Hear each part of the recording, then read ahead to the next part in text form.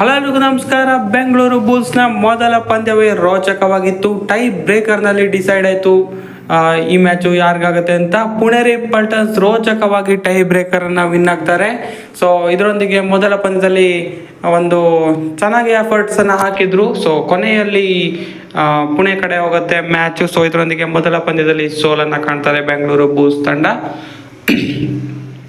ಸಖತ್ತಾಗಿ ಆಡಿದ್ರು through out the match ಅಂತಲೇ ಹೇಳ್ಬೋದು. ಸೊ ಒಂದೆರಡು ರೈಡ್ನಲ್ಲಿ ಸ್ವಲ್ಪ ಡಿಸೈಡ್ ಆಯಿತು. ಒಂದು ಜರ್ಸಿ ಫುಲ್ನಿಂದ ವಿನ್ ಆಗೋ ಮ್ಯಾಚು ಟೈ ಬ್ರೇಕರ್ ತನಕ ಹೋಗಿ ಕೊನೆಗೆ ಪುಣೆ ಕಡೆ ಹೋಯಿತು ಅಂತಲೇ ಹೇಳ್ಬೋದು. ಸೊ ಜರ್ಸಿ ಫುಲ್ಲಿಂಗ್ ಏನು ಪಾಯಿಂಟ್ ಬಂದಿರಲ್ಲ, ಅವ್ರಿಗೆ ಹೋಗಿಲ್ಲ ಅಂತ ಹೇಳಿದರೆ ಖಂಡಿತವಾಗ್ಲೂ ಬೆಂಗಳೂರು ಬುಲ್ಸ್ ಮ್ಯಾಚನ್ನು ವಿನ್ ಆಗ್ತಾ ಇತ್ತು. ಇನ್ನು ಸ್ವಲ್ಪ ಟೈ ಬ್ರೇಕರ್ನಲ್ಲಿ ರೈಡಿಂಗ್ ಸೆಲೆಕ್ಷನ್ ಮಾಡೋದು ಸ್ವಲ್ಪ ಮಿಸ್ಟೇಕ್ ಆಗಿದೆಯಾ ಅಂತಲೂ ಕೂಡ ಅನಿಸ್ತಾ ಇದೆ. ಕೊನೆಯ ರೈಡ್ ಯಾರು ಚೆನ್ನಾಗಿರೋರನ್ನ ಇಟ್ಕೋಬೋದಿತ್ತು ಅಂತ ಕೂಡ ಅನಿಸ್ತು ಆಮೇಲೆ. ಸೊ ಏನು ಮಾಡೋಕ್ಕಾಗಲ್ಲ. ಸೊ ಸಖತ್ತಾಗಿತ್ತು ಅಂತಲೇ ಹೇಳ್ಬೋದು ಒಟ್ಟಿನಲ್ಲಿ ಪ್ರೇಕ್ಷಕರಿಗಂತೂ ಮ್ಯಾಚು. ಸೊ ಈ ಮ್ಯಾಚ್ನಲ್ಲಿ ಏನೇನಾಯಿತು ಅಂತ ಸಣ್ಣದಾಗಿ ನೋಡೋಣ ಈ ವಿಡಿಯೋದಲ್ಲಿ. ಅದಕ್ಕೂ ಮೊದಲು ಚಾನಲ್ಗೆ ಸಬ್ಸ್ಕ್ರೈಬ್ ದಯವಿಟ್ಟು ಸಬ್ಸ್ಕ್ರೈಬ್ ಮಾಡಿ ಹೆಚ್ಚಿನ ವಿಡಿಯೋಸ್ಗಳಿಗಾಗಿ. ಸೊ ಮೊದಲ ಹಾಫ್ ಅಂತೂ ಸಖತ್ತಾಗಿನೇ ಆಗಿತ್ತು ಅಂತಲೇ ಹೇಳ್ಬೋದು ಈ ಮ್ಯಾಚಿಂದು. ಈ ಎರಡು ಟೀಮ್ ಕೂಡ ಈಕ್ವಲ್ ಆಗಿ ಹೋಗ್ತಾ ಇದ್ರು ಅಂತಲೇ ಹೇಳ್ಬೋದು ಖಂಡಿತವಾಗ್ಲೂ. ಸೊ ಒಂದು ಸೂಪರ್ ರೈಡ್ ಬಂದಿತ್ತು ಪುಣೆ ಕಡೆ, ಅದನ್ನು ಬಿಟ್ಟರೆ ಮತ್ತೆಲ್ಲ ಸಿಂಗಲ್ ರೈಡ್ಸ್ ಅಂತಲೇ ಹೇಳ್ಬೋದು. ಸೊ ಆಕಾಶ್ ಶಿಂಡೆ ಅವರು ಸಖತ್ ಪರ್ಫಾರ್ಮೆನ್ಸನ್ನು ಕೊಟ್ಟರು ಅಂತಲೇ ಹೇಳ್ಬೋದು ಮೊದಲ ಹಾಫ್ನಲ್ಲಿ. ಸೊ ಚೆನ್ನಾಗಿನೇ ಪರ್ಫಾರ್ಮೆನ್ಸ್ ಬಂತು ರೈಡಿಂಗ್ ಡಿಪಾರ್ಟ್ಮೆಂಟಿಂದ, ಸಖತ್ತಾಗಿ ಬಂದಿತ್ತು. ಆಕಾಶ್ ಶಿಂಡೆ 5 ರೈಡ್ ಪಾಯಿಂಟನ್ನು ಪಡೆದಿದ್ರು ಮೊದಲ ಹಾಫ್ನಲ್ಲೇ. So Sanjay Dhul 2 tackle point ಪಡೆದಿದ್ರು. ಆಶೀಶ್ ಮಲಿಕ್ ಕೂಡ 2 ರೈಡ್ ಪಾಯಿಂಟನ್ನು ಪಡೆದಿದ್ರು. ಅಂಕುಶ್ ಅವರು ಕೂಡ 2 ಟ್ಯಾಕಲ್ ಪಾಯಿಂಟನ್ನು ಪಡೆದಿದ್ರು. ಮೊದಲ ಹಾಫ್ನಲ್ಲಿ 13-13ರಲ್ಲಿ ಎಂಡ್ ಆಗಿತ್ತು. ಸೊ ಸಮಬಲದ ಹೋರಾಟ ಆಗಿತ್ತು. ಅದೇ ರೀತಿ ಸೆಕೆಂಡ್ ಹಾಫ್ ಕೂಡ ಕಂಟಿನ್ಯೂ ಆಗುತ್ತೆ ಅಂತಲೇ ಹೇಳ್ಬೋದು. ಸೊ ಅದ್ಭುತವಾದ ಪಂದ್ಯ ಅಂತಲೇ ಹೇಳ್ಬೋದು ಇದನ್ನ. ಸೊ ಸೆಕೆಂಡ್ ಹಾಫ್ನಲ್ಲೂ ಕೂಡ ಇದೇ ರೀತಿ ಆಯಿತು. ಸೆಕೆಂಡ್ ಹಾಫ್ನ ಮೊದಲ ಅರ್ಧದಲ್ಲಿ ಕೂಡ ಬೆಂಗಳೂರು ಬುಲ್ಸ್ 1 ಪಾಯಿಂಟ್ ಮುನ್ನಡೆಯಲ್ಲಿತ್ತು. 24-23ರಲ್ಲಿ ಪಂದ್ಯ ಸಾಗಿತ್ತು ಅಂತಲೇ ಹೇಳ್ಬೋದು. ಸೊ ಬೆಂಗಳೂರು ಬುಲ್ಸ್ 24ರಲ್ಲಿದ್ದರೆ ಪುಣೇರಿ 23ರಲ್ಲಿತ್ತು. ಸೊ ಕೊನೆಗೆ ಮ್ಯಾಚ್ ಮುಗಿದ ತಕ್ಷಣ 32ರಲ್ಲಿ ಎಂಡ್ ಆಯಿತು ಎರಡು ತಂಡ. ಸೊ ಲಾಸ್ಟ್ ರೈಡ್ಗಿಂತ ಹಿಂದಿನ ರೈಡ್ನಲ್ಲಿ ಸ್ವಲ್ಪ ಇದಾಯಿತು ಅಂತಲೇ ಹೇಳ್ಬೋದು. ಯಾಕಂದರೆ ಜರ್ಸಿ ಪೋಲಿಂಗ್ನಿಂದ 1 ಪಾಯಿಂಟು ಪುಣೇರಿ ಪಲ್ಟನ್ಸ್ ಕಡೆಗೆ ಹೋಗುತ್ತೆ.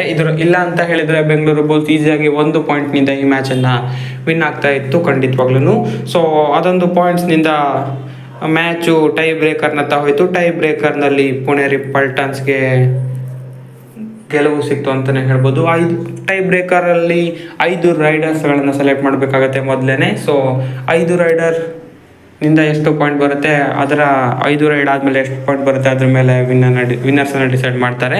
ಸೊ ಬಾಕ್ ಲೈನೇ ಬೋನಸ್ ಲೈನ್ ಆಗಿ ವರ್ಕ್ ಆಗುತ್ತೆ ಇದರಲ್ಲಿ. ಹಾಗೆಯೇ ಯಾರು ಕೂಡ ಔಟ್ ಆದರೂ ಕೂಡ ಹೊರಗಡೆ ಹೋಗೋ ಇಲ್ಲ, ಹಾಗೆಯೇ ಯಾರು ಕೂಡ ಬರೋದಿಲ್ಲ. ಸೊ 7 ಜನನು ಕೂಡ ಮ್ಯಾಟ್ನಲ್ಲಿ ಇದ್ದೇ ಇರ್ತಾರೆ 5 ರೈಡ್ನಲ್ಲಿ ಕೂಡ. ಸೊ ಫಸ್ಟ್ 4 ರೈಡಲ್ಲಿ ಅಷ್ಟೇನು ಡಿಫ್ರೆನ್ಸ್ ಆಗಿರಲಿಲ್ಲ, ಯಾಕಂದರೆ ಸಮಬಲದ ಹೋರಾಟ ಆಯಿತು. ಲಾಸ್ಟ್ ರೈಡು ಇಂಪಾರ್ಟೆಂಟ್ ಆಯಿತು, ಯಾಕಂದರೆ ಆ ಕಡೆ ಅಸ್ಲಾಂ ಇನಾಮ್ದಾರ್ ಇದ್ದರು. ಅವರು ಈಸಿಯಾಗಲೇ ಅಸ್ಲಾಂ ಇನಾಮ್ದಾರ್ ಅವರು 1 ಪಾಯಿಂಟನ್ನು ತಗೊಂಡೋದ್ರು. ಸೊ ನಮ್ಮ ಕಡೆ ಇನ್ನೂ ಕೂಡ ಸ್ಟ್ರಾಂಗ್ ಇರೋರು ಯಾರು ರೈಡರ್ಸನ್ನು ಇದ್ದಿದ್ರೆ ಮತ್ತೊಮ್ಮೆ ಪ್ರಾಬಬ್ಲಿ ಟೈ ಆಗಿ ಇನ್ನೊಂದು ಗೋಲ್ಡನ್ ರೈಡ್ಗೆ ಹೋಗ್ತಾ ಇದ್ವಿ ಅಂತ ಅನಿಸ್ತಾ ಇದೆ. ಸೊ ಅದನ್ನು ಬಿಟ್ಟರೆ ಸಖತ್ತಾಗಿನೇ ಆಡಿದ್ದೀವಿ ಅಂತಲೇ ಹೇಳ್ಬೋದು ಮೊದಲ ಪಂದ್ಯದಲ್ಲಿ. ಸೊ ಯಂಗ್ ಟೀಮ್ ಸಖತ್ತಾಗಿದೆ ಅಂತಲೇ ಹೇಳ್ಬೋದು.